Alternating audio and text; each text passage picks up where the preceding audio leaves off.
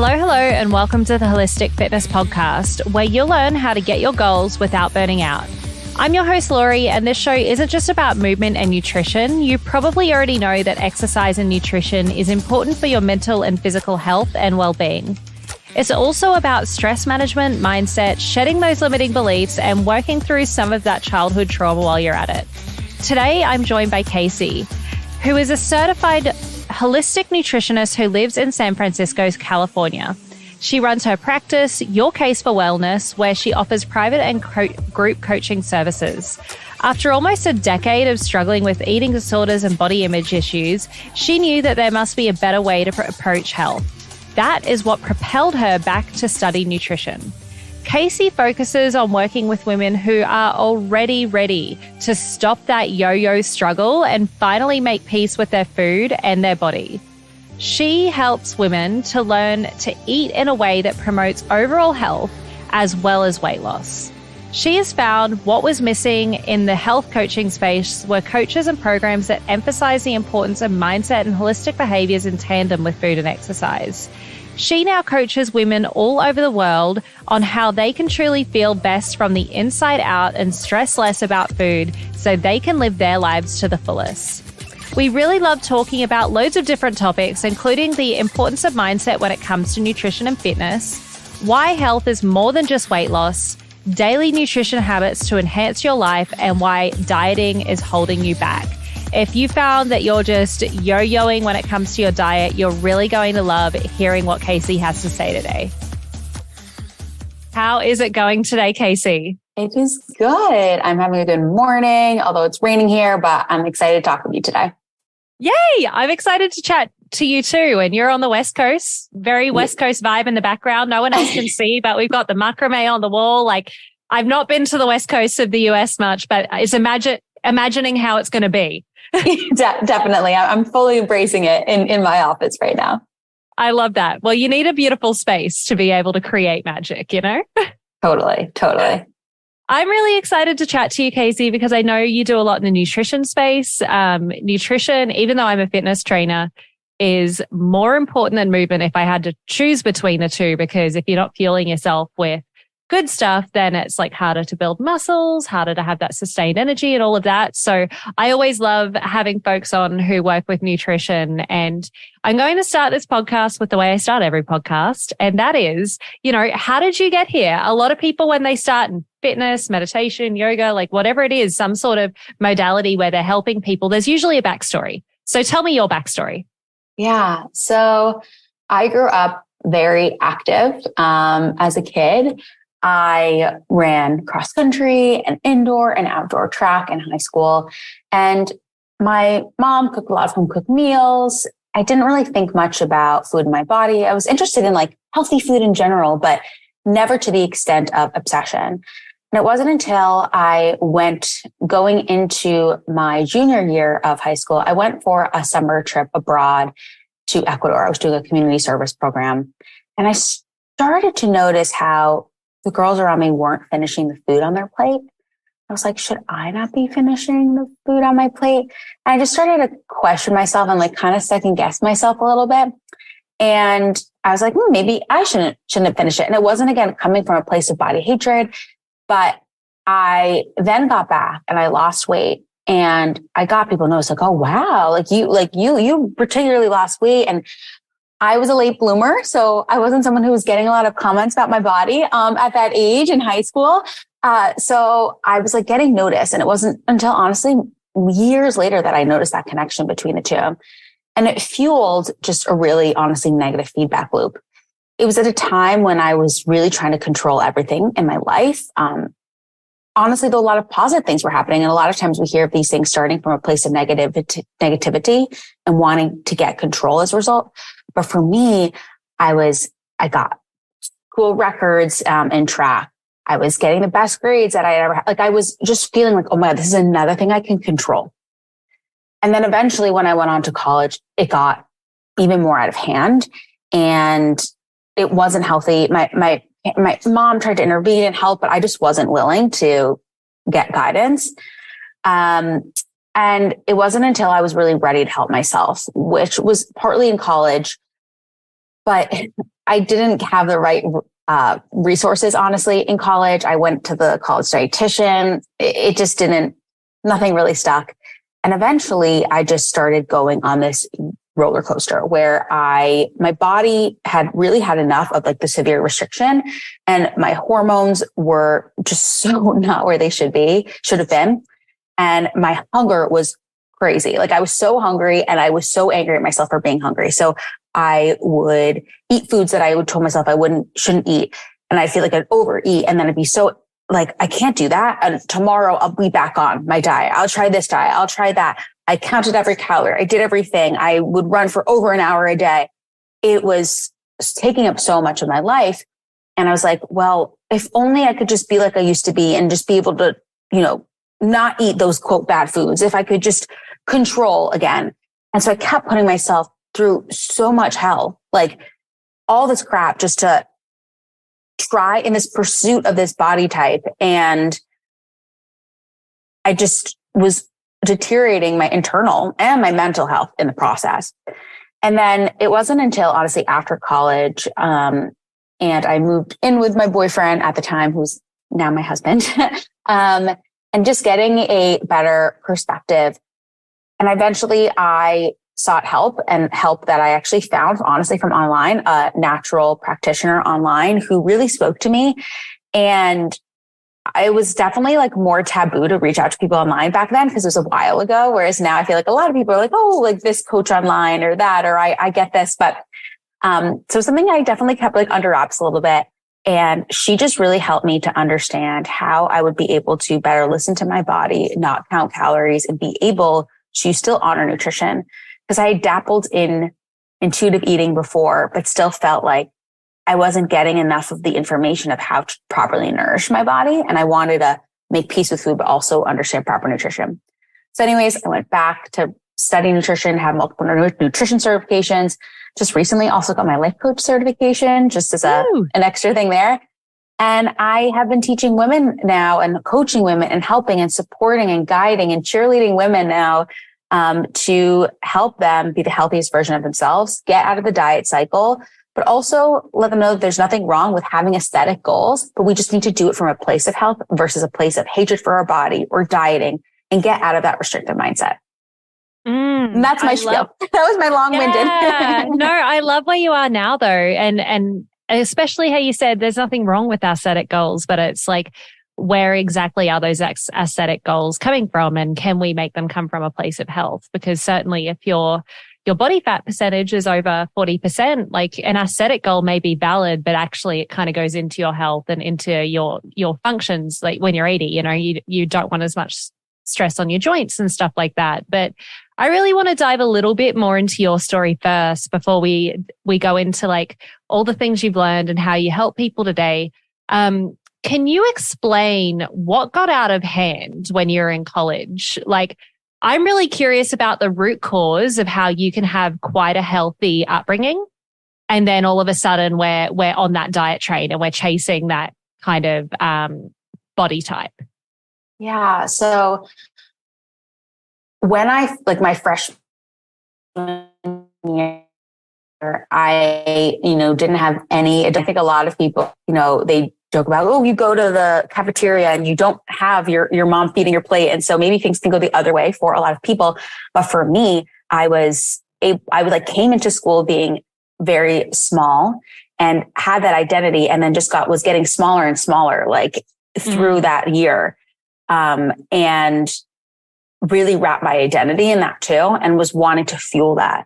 And when you're a new person on a college campus and you're making friends, and also I think the culture of, to be honest, like drinking, my school wasn't like a crazy party school or anything like that, but really the idea of like, saving up your calories for drinking.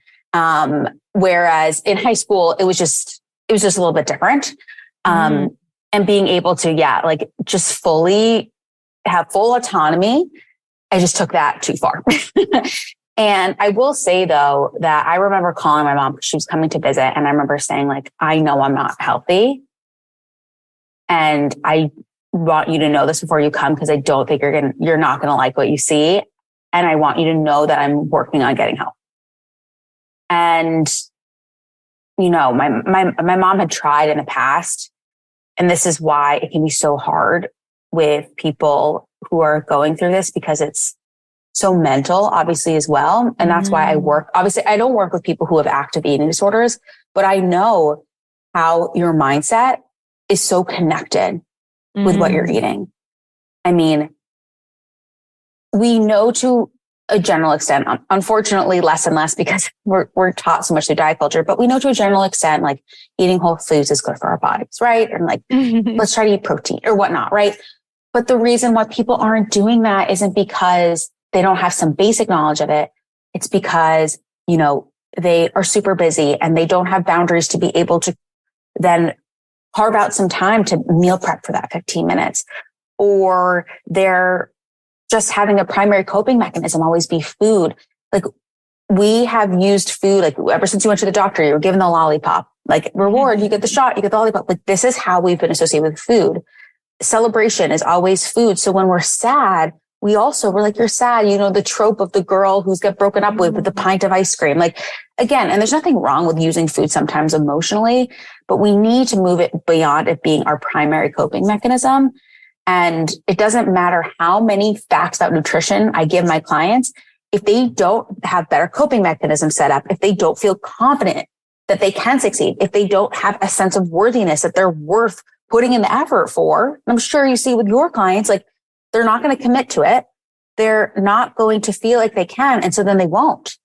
So it's our job as coaches to be able to support them and guide them and go beyond the do this many reps or eat this meal plan. And that's why, honestly, I don't do meal plans. I do help a lot with like recipe guidance. I'll help with meal prep guidance. I'll even I'll send recipes and help and give guidance on plates, but they'll send me pictures of what they're eating. I'll say, maybe a little bit more of this, why don't you add this, blah, blah, blah. But just giving a meal plan or just following a diet, that's not teaching you anything. And then the second that you're off that meal plan, the second you're off that diet, that's when you say, oh, it worked. Well, if it worked, you wouldn't have then have regained the weight. You wouldn't have then felt like shit about yourself afterwards. Yeah. We need to find out how we can find a lifestyle. And you always hear like lifestyle, but like the reason why it's annoying to hear lifestyle is because the way that people are using it isn't really about a lifestyle. They're just trying to sell you something. Yeah. But what I'm talking about here is truly finding out how nutrition can work with your life and enhance your life. No, I resonate with so much of what you just said. And I feel like your story is really relatable to so many people, because for you, it feels like your journey was very much like trying to fit into this identity of what you had for yourself. And really, if you do want to make it a part of your lifestyle, you need a new identity of somebody who does prioritize meal prepping. But to get there, it's a process. And, any habit change is stress, even if it's positive stress. So as you mentioned, like us as coaches guide people through that process, but there's a lot of people listening here that, maybe don't have a coach as well. So I'm really curious, like, how do you help people get from emotional eating and unawareness of emotional eating to building that awareness and being able to see a plate of food and having like really great, portions for our macros without calorie counting? Like, how does that journey happen? So the first thing is understanding where they are with their nutrition right now. I see a lot of women thinking that they should eat as little as possible. And what ends up happening is when they're eating as little as possible, then they're just making it through the day. And then they're like, why do I eat everything at night? Well, we need to prioritize nutrition earlier in the day. So one thing that we want to focus on is how can we make sure to get a balance of macronutrients? And so I help them with my balanced plate method so that they can understand visually what a plate should look like and understand whether they're going out to eat, whether they're cooking for themselves. I don't want them to feel restricted, to feel like I need to cook for myself in order to be successful. Nope, not true. We can be healthy truly anywhere. And definitely focusing on blood sugar stabilizing meals. This is really important that we focus on not having our carbs in isolation. There's more nuance to this, but having protein and fat and fiber, because when we have stable blood sugar, we have stabilized energy, and it helps to stabilize our cravings. If we aren't doing that, we're going to get those spikes and then crashes. And again, feel like shit. And of course, you're going to turn towards foods that may not actually make you feel good 5 minutes later. Yeah. So that's the first thing. We want to understand a baseline of nutrition. Obviously, we'll do more tweaks of nutrition, but getting a baseline of nutrition there. And I always start with my clients by getting at least 5 days worth of food that their intake is. And it's not like a MyFitnessPal diary. It's like taking pictures of their food and sending it to me, so that I can understand where they are and where we can improve. Like, where are some of the low hanging fruit so we can get some momentum, and also that like start making you feel good from session 1 of us working together.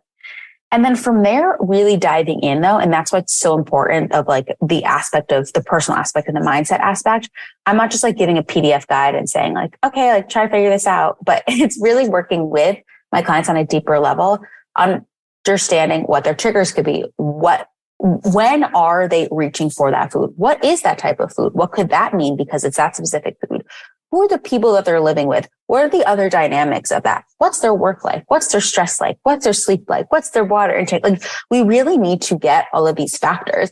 And if we're not, we are failing our clients. We are failing our clients if we are thinking that we can come in and tell them to eat this and that will solve everything, because we need to understand. And even if like a mindset thing, a lot of times I'll see all or nothing mentality. Oh, I'm really good. Like, Monday, Tuesday, Wednesday, Thursday's kind of tough. Friday, oh no, and then Saturday, Sunday. It's because I can't. Like, I try so hard. I'm so good. I'm on it, and then I always have to restart. Like, that mindset of getting on and off and being all good or all bad is really damaging. So I also give my clients a safe space to help them understand, like, logically why that's not serving them and how having a more moderate approach can work. But what I also find, people have like heard of moderation, they've heard of balance, but they're like, I can't do that. How am I supposed to do that? So by being that coach to support them, I can help them feel like there are guidelines to some degree with moderation, and then be able to help them break free without needing me to hold those guidelines anymore. But to start out, they're like, does this look good? Does that? Like, what do you think? And they because you know what? That gives them a sense of safety. And my job is to make them feel safe in their body. When you feel safe in your body by eating enough food, by eating proper food, balancing your hormones, balancing your blood sugar, helping with your stress. When your body feels safe, it can release the excess weight. If you, doesn't matter what diet you're on, if you are stressing yourself out, you will hit a plateau and then eventually cause damage to your body if you are stressing your body, especially if you're stressing your body out by under eating and then having other stress and not dealing with the root cause. Oh, we're about to dive into a big comment. I want to like dive into so much of what you just said. And I love what you spoke about on triggers and moderate approach. But something you just said, I just like have latched onto. And that is, when you feel safe in your body, you can release the excess weight, because that's kind of like the opposite narrative to what's out there.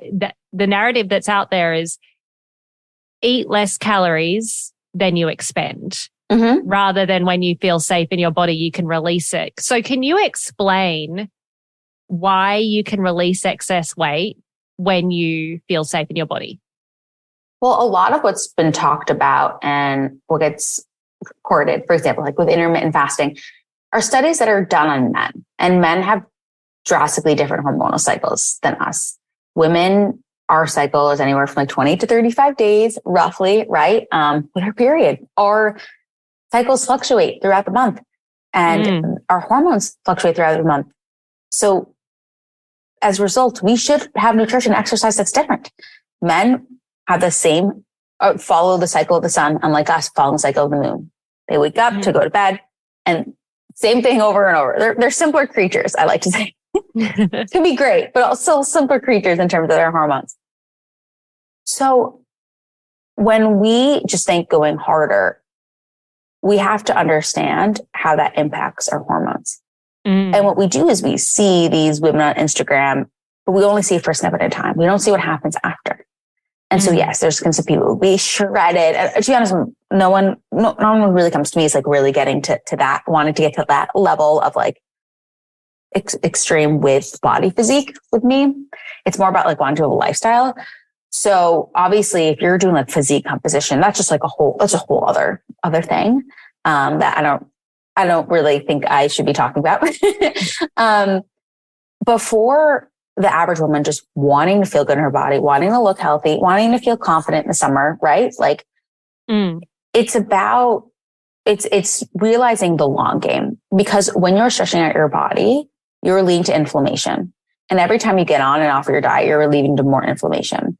So again, it can have that short term, what you think is a quote success, but long term makes it harder and harder for you to maintain results, which just makes it harder and harder for you, making you think that you have to eat less and move more, and go on that trend more and more, like every month, every year, where if you actually worked with your hormones and instead understood how to eat and move and de-stress and work with them, then you don't need to be fighting your body so much. I love that. And to be honest, like being safe in my body did translate to weight loss for me specifically, which is why I find this topic so interesting. Could you explain to me specifically how to work with your hormones in a way that is more nurturing, but also like kind of helps you get your goals without burning out? Like it helps you shed that excess weight without getting into this burnout cycle where it's not sustainable. Like what are the specific actions somebody would need to take at different points?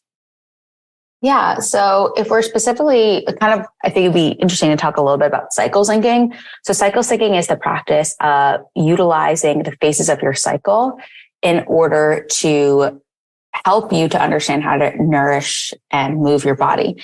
Now, there's some people who really go like full on deep with this and like everything they do relate to cycle syncing.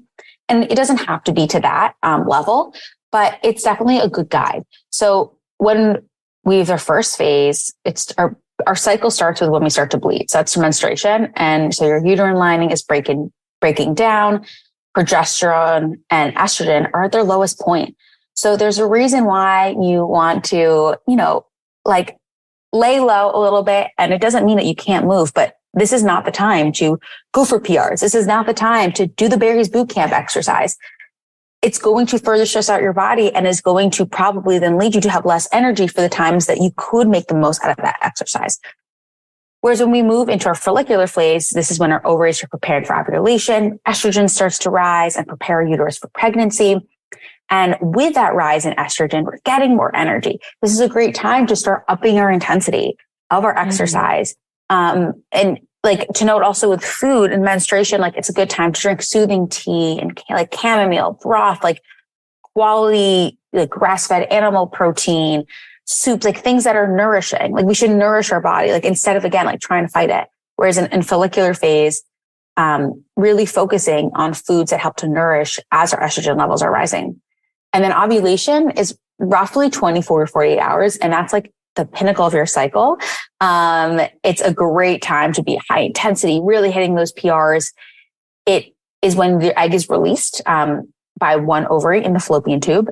And then we get into the luteal phase, and that's 12 to 14 days. Estrogen starts to decline at first, then rise again about a week before your next period. Progesterone rises and stays high until like right about your next period. So the first like week or so of luteal, you're still having a decent amount of energy. Just like those couple of days, mostly like going into your cycle is a time to like go take it easy, like go into yoga and doing, or like maybe it's a light Pilates, like what it is for you. It's going to be different for everyone's body. But again, these are ways that we can stop fighting our body and working with our hormones. And again, being able to nourish our body accordingly. So magnesium rich foods are really great during the luteal phase. Like dark chocolate, leafy greens, pumpkin seeds. And actually during your luteal phase, your metabolism increases. So making sure to account for that accordingly. So that's just like one way with our cycle. Now, there's obviously a lot of ways with our hormones when we're talking about with stress, when we're talking about how blood sugar and spiking of blood sugar affects cortisol, which further creates stress. Like how can we eat in a way by not having just simple carbs that aren't paired with other foods so that we cannot have blood sugar spikes and therefore have sustained energy, which therefore helps our hormones to be balanced. Lots of factors here. Hormones are a very complicated topic that I love to discuss, but it's so nuanced also with person to person. And this is why it's so important to not just do a one size fits all approach, because there really isn't a one size fits all. So being able to learn those skills of being able to listen to your body, of being able to tap in is so crucial. Are you tired of constantly feeling burnt out while trying to achieve your goals? Do you find yourself struggling to maintain motivation and productivity over long periods of time? I'd like to introduce you to the Goal Getting Journal, the ultimate solution for those of you who want to surpass their goals without burning out. Our journal is designed to help you set achievable goals, track your progress, and maintain a healthy work-life balance. With our journal, you'll discover practical strategies for managing stress, staying motivated, and avoiding burnout, including time blocking, habit stacking, and so much more. You'll also learn how to prioritize your tasks and maximize your productivity so you can get more done in less time. The Goal Getting Journal is perfect for anyone who wants to achieve their goals without sacrificing their mental health and well-being. Whether you're an entrepreneur, a student, or just someone who wants to make any positive change in your life, the Goal Getting Journal can help you stay on track and avoid burnout. And for Holistic Fitness podcast listeners, you can get 20% off your first journal using the code HFPodcast. Go to goalgettingjournal.com and type HF podcast at checkout to get your discount. So what are you waiting for? Order the Goal Getting Journal today and start getting your goals without burning out. So this is the way I'm understanding it. When you're towards the end of your luteal phase and menstruating, that's a time to take it slow, maybe do active rest. Or if you love the gym, still go, but maybe don't hit those like personal best numbers. More so do what you can with the energy you have and have those soups, have those nutritious kind of foods. But then as you get into that follicular and ovulation phase, like that's when your body's starting to ramp up and you might want to run, do hit, like lift real heavy and stuff like that. And it's more so like, while this isn't a one size fits all, it's more so learning to listen to our body through those phases and what we need, rather than trying to fit ourselves into the mold of we need to be doing the same thing every single day on a 24-hour cycle. Is that right? Definitely. You said it perfectly.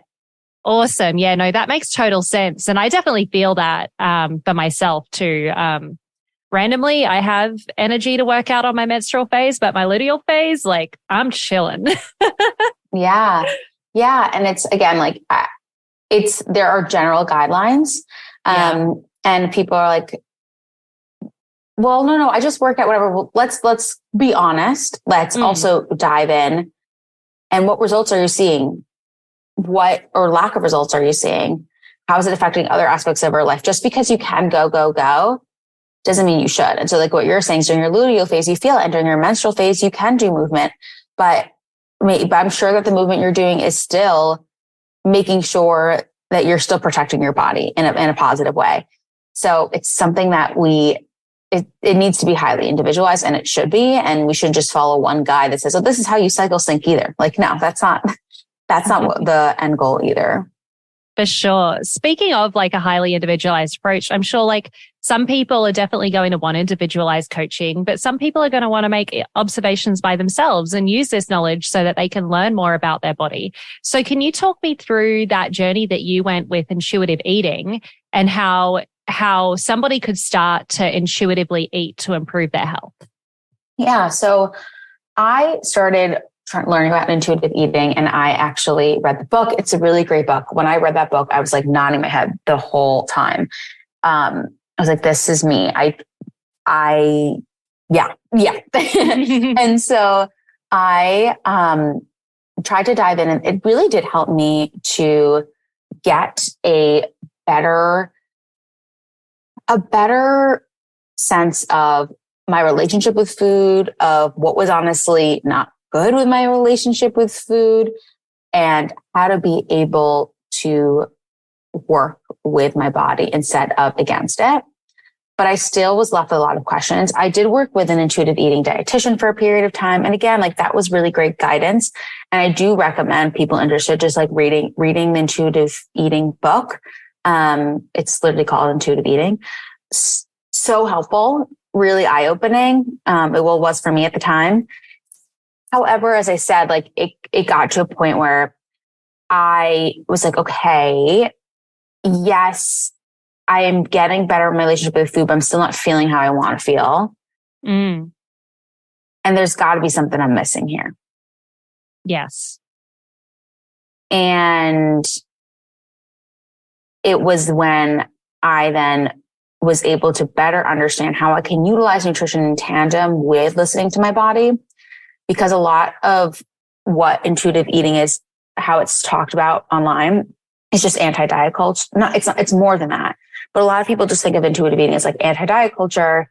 And I do even have clients that have come to me from the intuitive eating world that felt they were shamed if they wanted to lose weight. And there's nothing wrong with wanting to lose weight, right? But it's just if you're doing it from a place of health, and it shouldn't be your primary focus. Like we want to focus on other things and other health factors, and then like weight loss can come. But there's nothing wrong with wanting to lose weight. There's nothing wrong with having physique goals at all. It's again, just like, what is the why? And what is the approach? We need to make sure the approach is not damaging, just for the sake of weight loss, right? And with intuitive eating, with the 10 main principles of intuitive eating, only until the last one do we hear gentle nutrition. And it's, so the focus is not on nutrition with intuitive eating for the most part.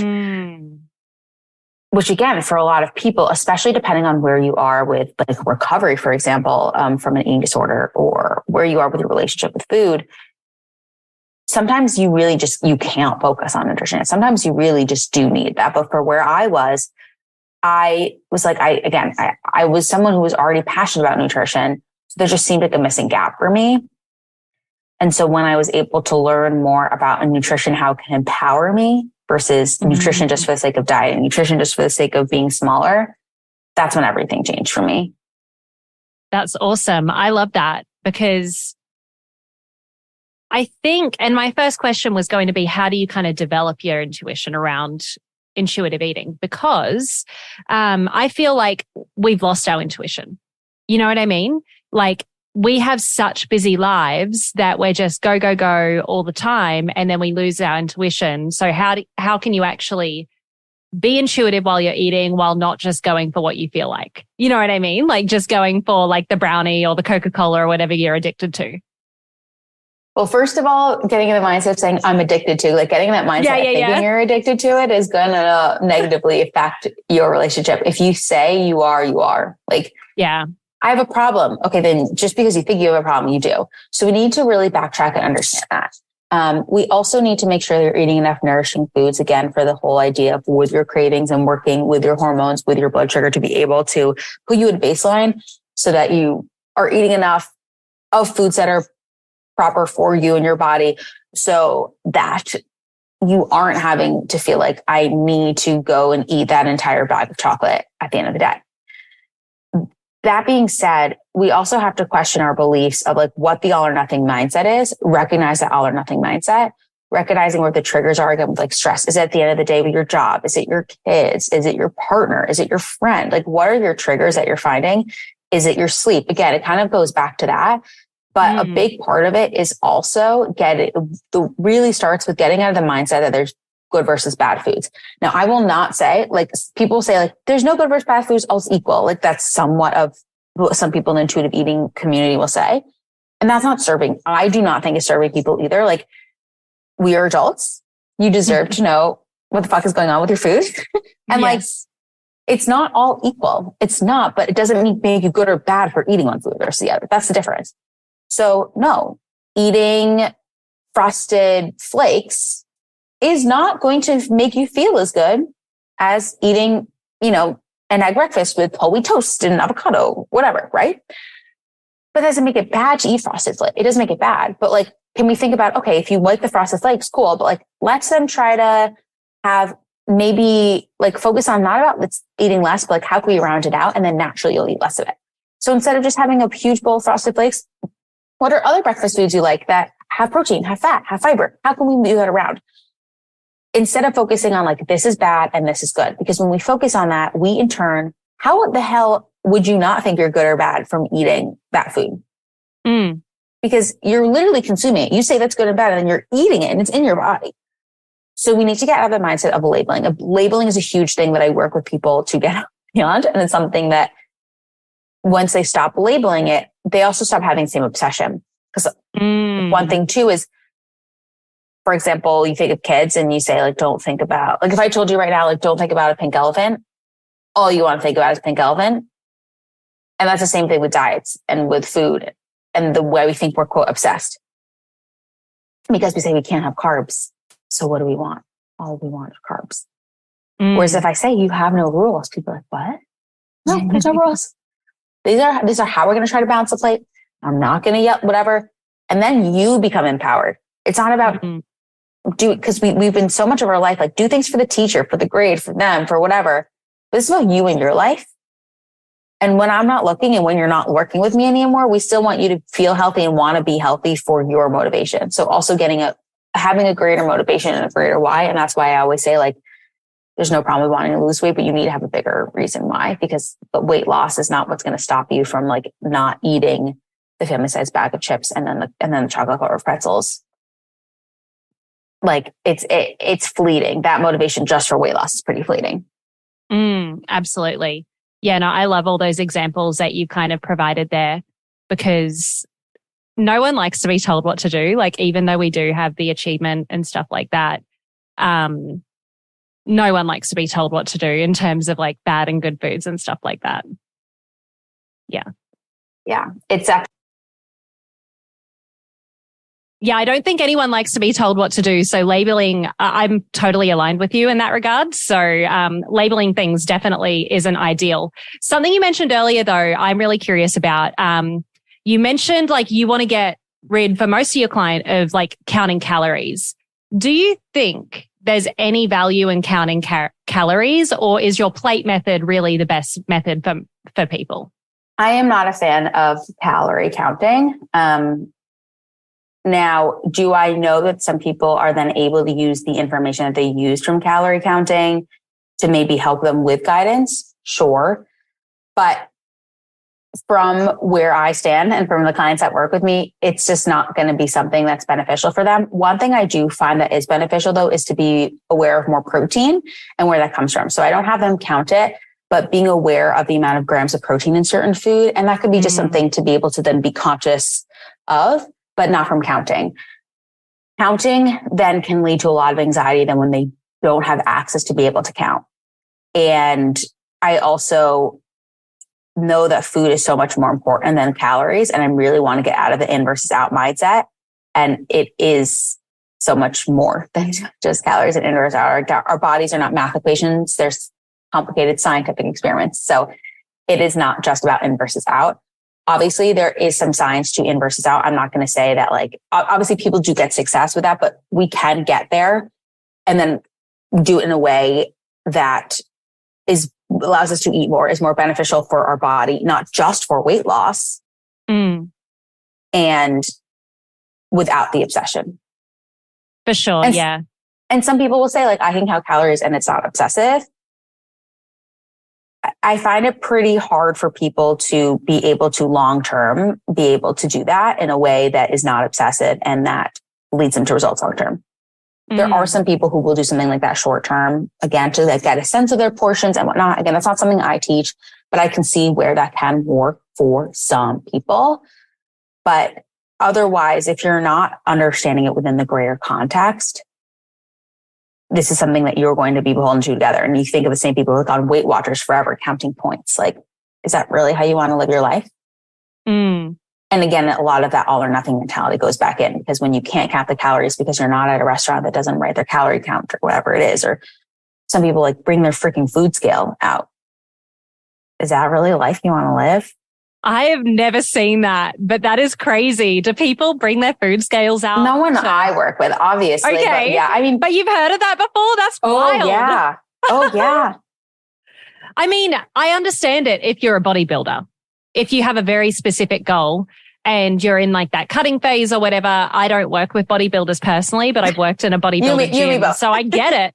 Yeah. I get it. But wow, that makes total sense. Hey, I'm with you in terms of, I think that calorie counting can be amazing. And especially if you get the macronutrient breakdown, can be amazing for gaining a sense of awareness of how much you're putting in your body. Because somebody who's never calorie counted a lot, and I work with people who've never calorie counted in their life, you can give them a plate of like an ideal breakdown, like of course not restricting everything, but some people generally do just need to know like how much protein is in stuff. But you can also get that by just taking a look at the labels for a month and then learning how much protein is in stuff. But I definitely think even with a lot of the apps that are out there, you might say you want to lose weight and you're sedentary or whatever, and it might give you calories that are really low.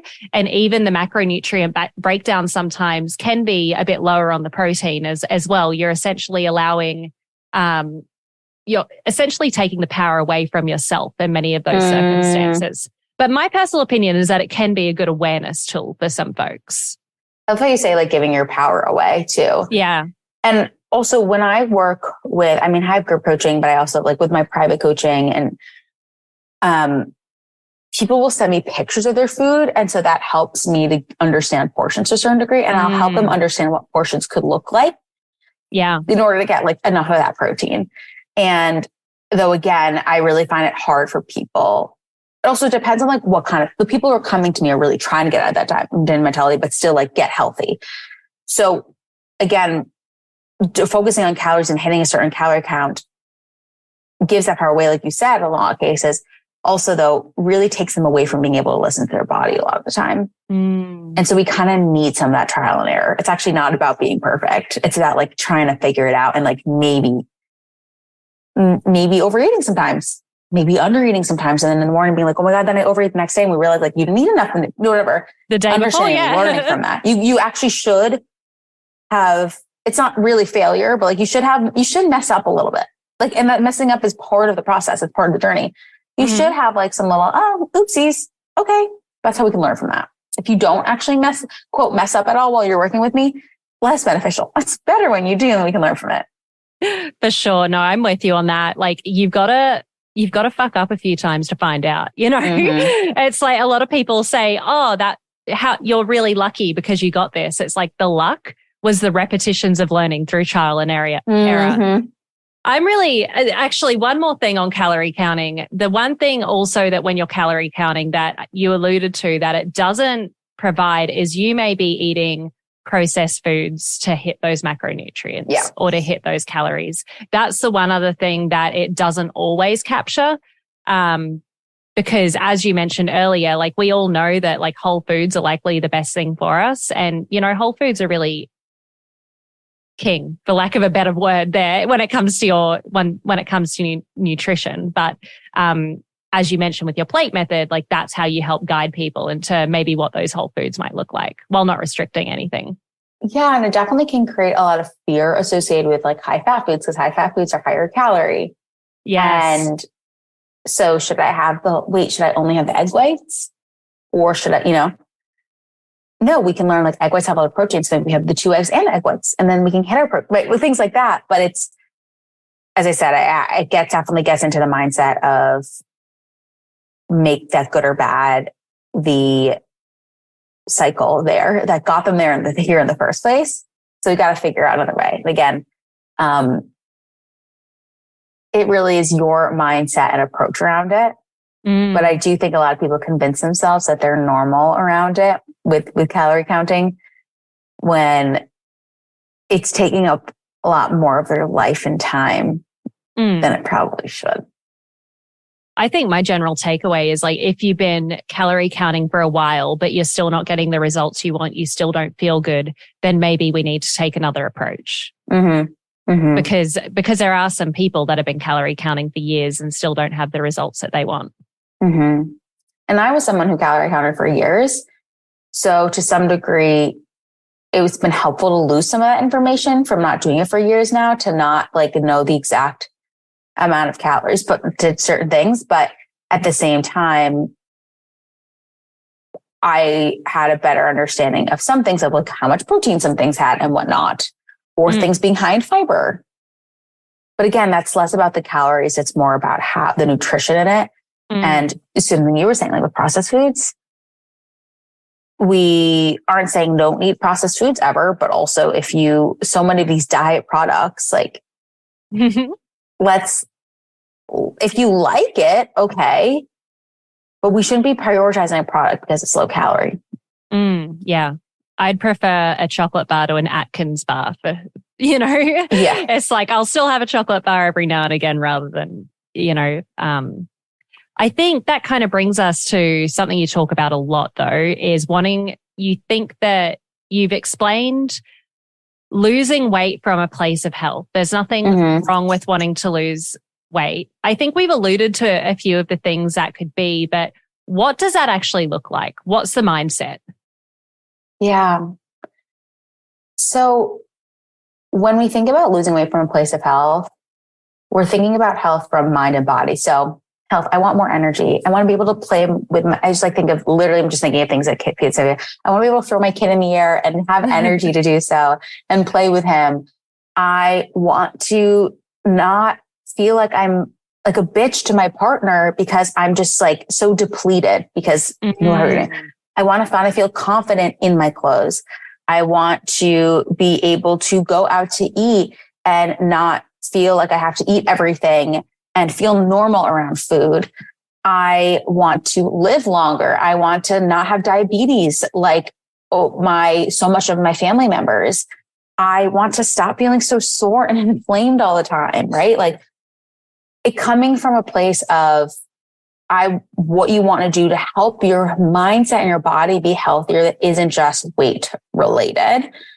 And again, like part of the being confident, you could be, a lot of times we think a certain number on the scale is going to make us confident. And it's usually a lot of other things. Also, as I know, as a trainer, like weight is, when we talk about muscle, whatever, there's a lot of other factors there.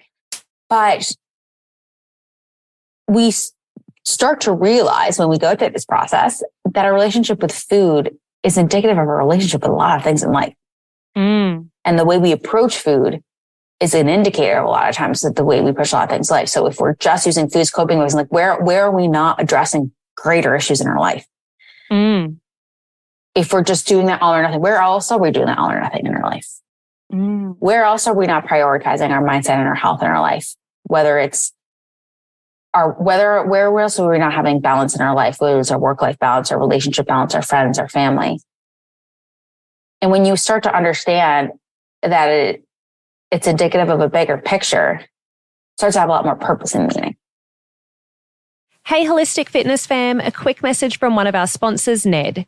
As you all know, I recommend good nutrition, movement, and stress management practices before supplementing, so you know what type of supplementation that your body actually needs. For me, I supplement with very few products, but Ned is one of them. I'm a type A, high energy, ambitious business girly with massive goals. And sometimes I honestly just need to chill out and relax a bit. I've found that both Ned's de-stress and sleep blends fit in with my busy lifestyle and ambitious goals, but I was honestly not a big fan of CBD products before trying Ned, mostly because of the culture surrounding weed. I just didn't want something that was going to alter my state of mind so that I became much less of a goal-getter or less ambitious. That was until I learned about full spectrum hemp and their benefits. Ned blends are chock full of premium CBD and a full spectrum hemp of active cannabinoids. Ned's full spectrum hemp oil nourishes the body's endocannabinoid system to offer functional support for stress, sleep, inflammation, and balance. These products are science-backed, nature-based solutions that offer an alternative to prescription and over-the-counter drugs. All of Ned's full-spectrum hemp oil is extracted from USDA certified organic hemp plants grown by an independent farmer named Jonathan in Colorado. I'm obviously a big fan, but don't take just my word for it. Ned CBD products have over 2,000 five-star reviews, and they work with incredible partners in the medical field like Dr. Caroline Leaf, Dr. Christian Gonzalez, and Dr. Will Cole. Ned is providing Holistic Fitness podcast listeners a very special discount. If you'd like to give Ned a try, listeners get 15% off Ned products with the code Lori Lee. LORILEE. Thanks, Ned, for sponsoring the show and offering a natural remedy to bring balance to so many people's well-being. Can you provide an example of that where you've seen, maybe a new client, of course, you're not going to name names, or maybe with yourself, an example of where their relationship with food really was really like something else that was going on that they could see as well? Yeah. So I've had a few clients who come to me thinking that they come to me with food and feeling like they are not in control of food. And they also see themselves drinking more than they want to, not to the point of like being like, I'm an alcoholic, but worrying because they have family members that had that. And I'm obviously not like an AA instructor. That is not my scope of practice. But with the clients, and I'm thinking of a few in particular, we focus on really enhancing their life, really working on self-care, really prioritizing nutrition, but not an all or nothing mindset. And it totally changed their relationship with alcohol without that being the focus. Wow. And it was such a self-esteem boost. Thank you. Boost for, I'm thinking of these few women, because they thought they had this narrative of like, I'm going to be like this family member who has a problem. And obviously that's like it's also health related, but it's just in a different way. I see a lot of people too coming to me saying like, oh, I'm addicted to sweets or whatever. And then realizing they're not bringing pleasure in their life. And so the only way they're getting pleasure is through candy and sweets. Yes. And then finding other things and how they've been able to then utilize those principles with their family members and teach their family members. So they really can have positive effects, not just on you and your relationship with food and your relationship with other people, but also really the people around you, not just because of how you are now treating them, because you feel better, because you have better boundaries, because you now set up expectations, because you're caring for yourself so that you can be a better human for yourself. And then as a result for yourself, for others, but also, especially as women, we are teachers. Sometimes we are moms, we are sisters, we are daughters, and we teach people around us about what we learn. And when we finally feel confident enough in the practices that we learn, we can teach others these positive things we've learned and be that positive influence. I love the way you explain that one thing. You know, when you're not experiencing pleasure in other areas of your life, you seek that pleasure from food and alcohol, you know. That makes total sense. And it just goes to show, like, well, kind of circling back to what we were speaking about earlier, like when you alleviate stress in other areas of your life and like even bring in more pleasure, I'm hearing, almost the food journey becomes a lot easier. Yeah. Because again, like when we eat food, I rarely hear people coming to me saying, I am so pissed. I had one more slice of cake when it was like a birthday or celebration, right? I mean, sometimes we're like, I had that extra. But it's when we feel like the most crap. It's like when I ate that store-bought whatever by myself at home, and I finish it, and that's when you feel like crap about yourself. Yeah. So we need to be able, versus again, like I'm not saying I don't have clients that come to me that are like, oh, I like had a birthday party and whatever. But it's just a different way you talk about yourself and a different way you have guilt or shame associated with it. Yes. So we need to break that cycle. We need to stop being so hard on ourselves, because that's what's leading us to get to that cycle in the first place. Yeah. But we also need to get support. And we so often act as if getting support and getting guidance means we're failing. And it's the very opposite. Coming from someone who's now on the other side, who got support from multiple people and it didn't work. I learned a little bit, but like the first person I went to isn't who helped. I went to, in high school, in college. It wasn't until after when I finally, and even the first person I went out to college was like helping me to a certain degree. But the thing is, I was committed. I knew that even though I didn't know exactly how I was going to change, I knew I deserved to change. And the people, you need to at least find within some part of you that you deserve it. You deserve to change. You may not know how. You may not know what that's going to look like. You may not know what it takes to get the inputs to get to that end result. But if you don't have a baseline of thinking that you deserve to change, it's going to be really hard to get you to results in a way that is sustainable, maintainable, and healthy. So true. That change starts with yourself. You can have as many mentors as you like, but until you deserve that, you believe you feel like you deserve to change, the change isn't going to happen. We've spoken about a lot today, Casey. We've spoken about intuitive eating, emotional eating. We've spoken about like calorie counting, like all of the things. And time is coming to a close, but we do have a closing question. Okay. And that question is, if you were sitting across from your 20-year-old self right now, what one sentence of advice would you give her? Ooh. Okay. I think you are so much more than your body, but also there's no point of fitting in if it doesn't feel good. I love that. There's no point of fitting in if it doesn't feel good. I feel that. I had the opposite experience. I never tried to fit in, but I still felt loneliness because, you know, we all want to be a part of a tribe. Never a popular girl, always had ideas that were against the grain.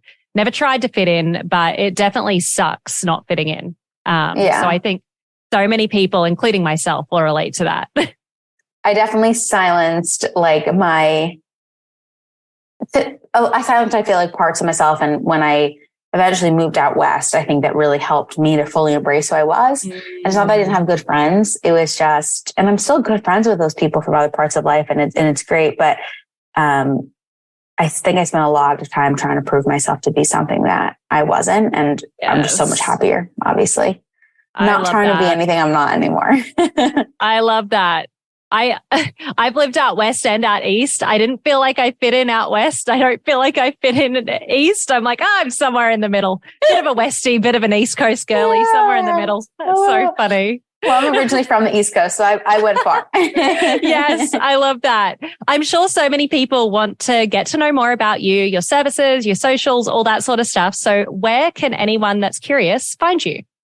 Yeah, so the best way to connect with me, send me a DM, is on Instagram, Your Case for Wellness, spelled out FOR. So that's like where I'm honestly most present. I have a few private coaching slots available. I also have a wait list for my group coaching program. And I even have a course that is a prenatal nutrition and fitness course that I did with my friend who's a prenatal fitness specialist. So that is available for enrollment as well. So those are the ways to work with me right now. Yay. And all those links will also be in the show notes as well. Thank you so much, Casey, for joining us today and chatting all things nutrition and mindset with us. Thank you. I really appreciate it. It was a great conversation.